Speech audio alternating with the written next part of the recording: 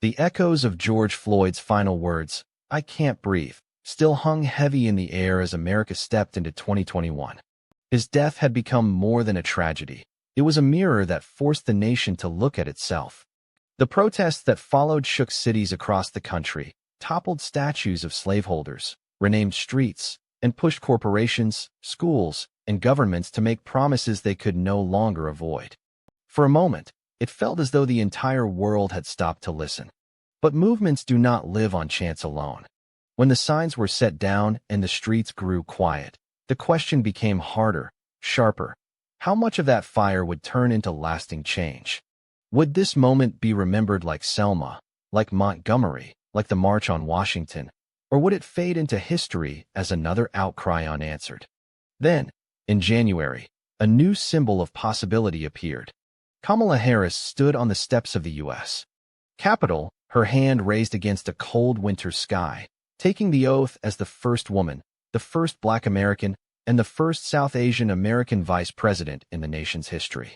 For millions watching, especially young Black girls, it was more than politics. It was history bending in real time. Parents leaned close to their children and whispered, "Look, this is what we can be." For a moment, pride lit across living rooms and church halls, across cities and rural towns where generations had prayed to see a day like this. And yet, beneath the celebration, reality pressed hard. America was still locked in a brutal battle with COVID-19, and the numbers revealed a painful truth. African American communities were among the hardest hit. Death rates soared disproportionately, exposing long-standing inequalities in healthcare access.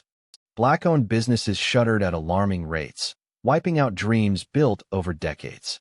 Many African Americans worked on the front lines as nurses, grocery clerks, delivery drivers, bus operators, the people who kept the nation moving when everything else stopped. They risked their health daily, while others worked safely from home. The pandemic had not created inequality. It had only revealed it in its rawest form, stripping away excuses. For Black families, the question grew larger than survival.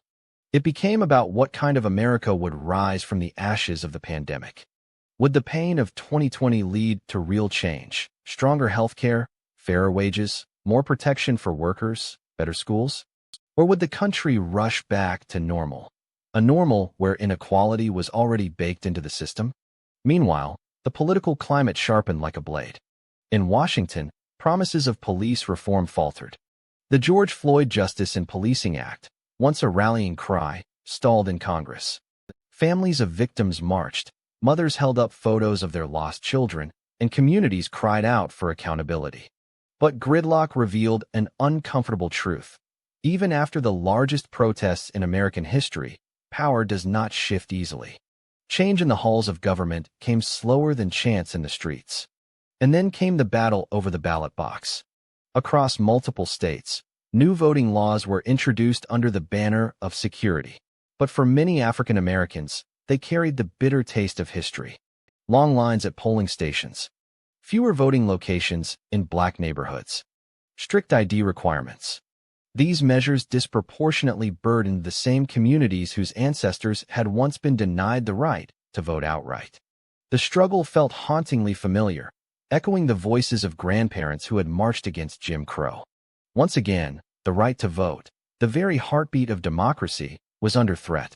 At the same time, another war unfolded in classrooms. Heated debates broke out across the country about what history should be taught.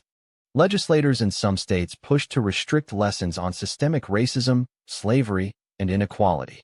The phrase critical race theory, often misunderstood, became a weapon in political fights. For Black parents, this was not an abstract debate. It was about whether their children would see their ancestors as footnotes or as central figures in America's story. To erase the truth of slavery, segregation, and ongoing racism felt like erasing the people themselves. And so classrooms, like streets and courthouses, became battlegrounds for justice. Yet even in the face of these mounting challenges, African American culture and resilience carried forward with force. Artists, musicians, and filmmakers continued to tell stories that demanded attention.